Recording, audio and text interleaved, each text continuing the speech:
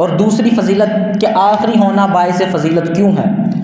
کسی نبی کی امت کو وہ کام نہیں ملا جو اس امت کو ملا ہے۔ کنتم خیر امت اخرجت للناس تأمرون بالمعروف وتنہون عن المنکر، نبیوں والا کام، سب سے عظیم کام۔ کسی امت کو یہ ذمہ داری نہیں سونپی گئی، اس امت کو سونپی گئی۔ وجہ کیا تھی؟ آخر الامم، آخری امت ہونا۔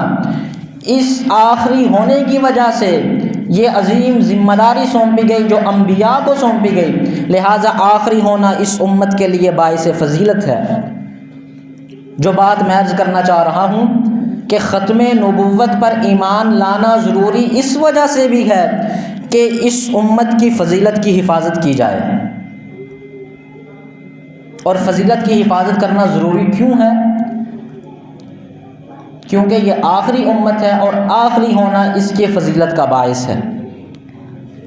یہ چار باتیں میں نے اس عنوان سے عرض کی کہ عقیدہ ختم نبوت پر ایمان لانا ضروری کیوں ہے۔ نمبر 1، عقیدہ ختم نبوت پر ایمان لائے بغیر کوئی بھی شخصی طور پر اپنا ایمان ثابت نہیں کر سکتا۔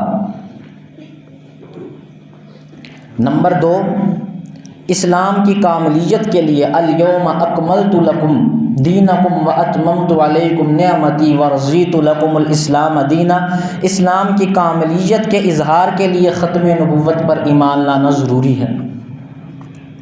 نمبر 3، نبی علیہ السلام کی نبوت کو جو شان اور عظمت حاصل ہے کہ وہ رب کی ربوبیت کی طرح لامحدود اور غیر محدود ہے، اس شان اور عظمت کی حفاظت کے لیے ختم نبوت پر ایمان لانا ضروری ہے۔